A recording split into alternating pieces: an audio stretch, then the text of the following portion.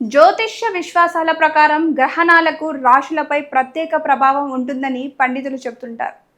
ఈ నేపథ్యంలో ఆగస్టు 28న ఏర్పడనున్న పాక్షిక చంద్రగ్రహణం గురించి ఇప్పుడు ఆసక్తికరమైన చర్చ జరుగుతుంది. ఖగోళంగా ఇది నిజంగా జరగనున్న పాక్షిక చంద్రగ్రహణమే. అయితే భారత్లో ఇది కనిపించదు. కాబట్టి ఇక్కడ సూతక కాలం వర్తించదని ఖగోళ పంచాంగ వర్గాల సమాచారం చెబుతోంది. అయితే జ్యోతిష అంచనాల ప్రకారం 4 రాశుల వారు మాత్రం ఈ సమయంలో మరింత జాగ్రత్తగా ఉండాలని చెప్తున్నారు. మొదటిది మేషరాశి. ఆవేశంలో తీసుకునే నిర్ణయాలు సమస్యలకు దారితీసే అవకాశం ఉందని జ్యోతిష్య విశ్వాసం. ముఖ్యంగా మాట విషయంలో సంయమనం పాటించడం మంచిదంటున్నారు. ఇక రెండవది మిథున రాశి. మాట పట్టింపులు, అపార్థాలు, అనవసర ఖర్చులు ఎదురయ్యే అవకాశం ఉందని చెప్తున్నారు. కాబట్టి మానసికంగా ప్రశాంతంగా ఉండడం మంచిది.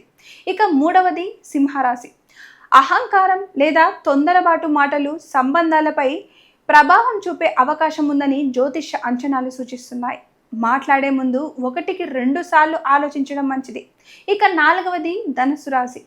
ఆర్థిక విషయాల్లో జాగ్రత్త అవసరమని, నమ్మిన వ్యక్తుల విషయంలో కూడా అప్రమత్తంగా ఉండాలని చెప్తున్నారు. అయితే ఇవన్నీ జ్యోతిష విశ్వాసాలు మాత్రమే.